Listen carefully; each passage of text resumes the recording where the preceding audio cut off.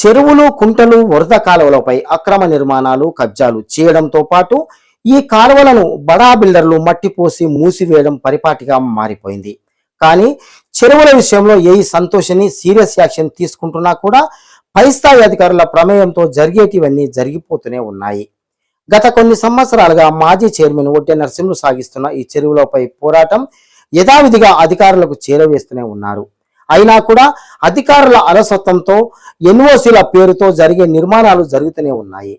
ఈ నిర్మాణాలలో నివసిస్తున్న వారికి డ్రైనేజీ, మురికి నీరు పోవడానికి ఏర్పాట్లు కూడా చేయని అధికారులు ఏకంగా చెరువులలోకి, కాలువలలోకి మురుగునీటిని మళ్లించి చెరువులను కలుషితం చేయడమే కాకుండా ఇక్కడికి భూగర్భ జలాలను కూడా విషపూరితంగా మార్చేస్తున్నారు అధికారులు.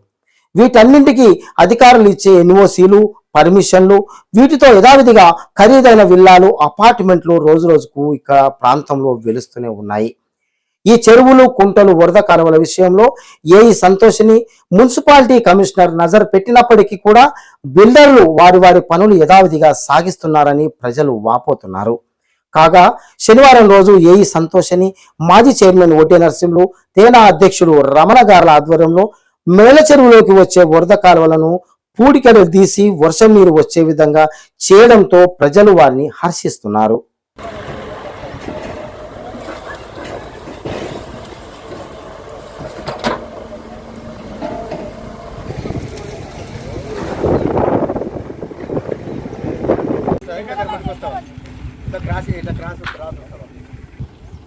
ఇక్కడ మేలచెరు ఉన్న వరదకారులో ఇటాచి పెట్టి మరి ఇలా వరదకారు సాఫ్ చేయడం జరుగుతుంది.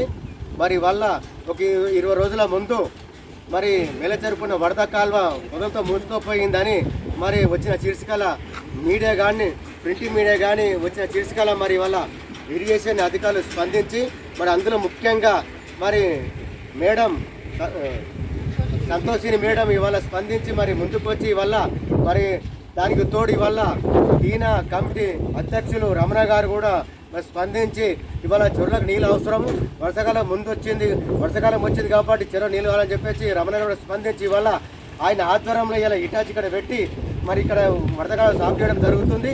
మరి ఇవాళ ఈ వరదకాలం సాఫ్ ఇటాచి పెట్టి సాఫ్ చేస్తున్నందుకు ఇలా ప్రత్యేకంగా మరి ఇరిగేషన్ ఏఈ మరి సంతోషి మేడంకు మరి ఇలా టీన్ అధ్యక్షుడు రమణ గారికి నేను ప్రత్యేకమైన ధన్యవాదాలు తెలుపుతున్నా. సేవ్ వాటర్ అనే ప్రక్రియలో భాగంగా గత 3 నెలల నుంచి తెల్లాపూర్ నైబర్హుడ్ అసోసియేషన్ ఆధ్వర్యంలో చేస్తున్నటువంటి కార్యక్రమాల్లో భాగంగా